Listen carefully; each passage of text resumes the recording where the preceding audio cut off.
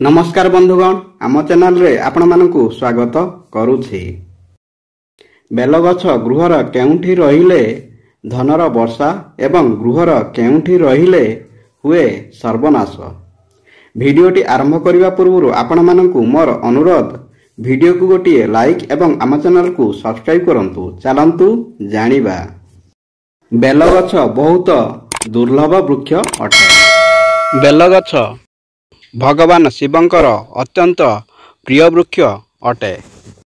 तेणु यही बेलवृक्ष शिव एवं शक्तिंकर वास होइथाए। बेलपत्रर त्रिशाखारे त्रिदेव वास करिथांती। तेणु बेलवृक्ष मूलरे सकाळु स्नान करी पानी देवा द्वारा व्यक्ति को कोटि पुण्य प्राप्त होइथाए। यही बेलपत्रटी सुखी जाइथाए सत किंतु केबे मध्य बासी होई न थाए। बेलपत्र रे चंदन लगाई प्रभु शिव किंबा कोनोसी देवी को अर्पण करिबा द्वारा समस्त मनस्कामना पूर्ण होइथाए। तेबे यही बेलवृक्षर किछि विशेषता जानंतु। एक सोमवार दिन बेलवृक्ष को पूजा करिबा द्वारा बहुत मंगल होइथाए।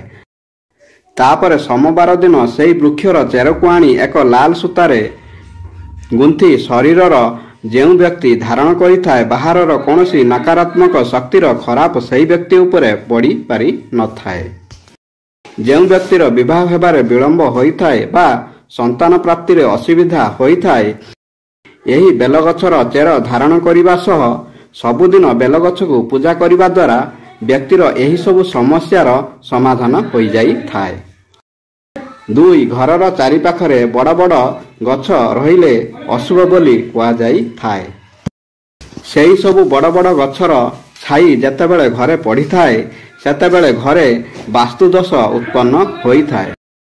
हेले बेलवृक्ष एपरि एक चमत्कारी तथा दिव्य वृक्ष अटे जहा घरर चारि पाखर जेकोनोसी स्थान रे रहिले मध्य शुभ फल मिली थाए। कारण बेलगछ घर पाखरे रहिबा द्वारा कोनोसी अशुभ होई न थाए।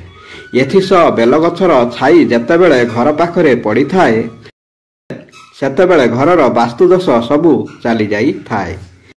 3 बेलगछ को घरर उत्तर किंबा उत्तर पूर्व ईशान्य कोण रे रखिले घरे धन धान्यर अभाव देखा जाई न थाए। जदि घरे टंका पैसार अभाव थाए तेबे घर को धन आगमनर बाट खोली जाई थाए।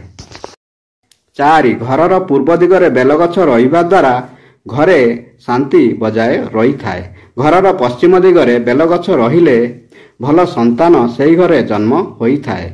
घरर दक्षिण दिगरे बेलगछ रहिले दुर्घटना जनित समस्या सेही घरर कोनोसी सदस्य को सामना करिबाकू पड़ी न थाए। बंधुगण भिडियोटी भल लागिले भिडियो को गोटे लाइक एवं आम चैनल को सब्सक्राइब करिया को भूलिबेनी।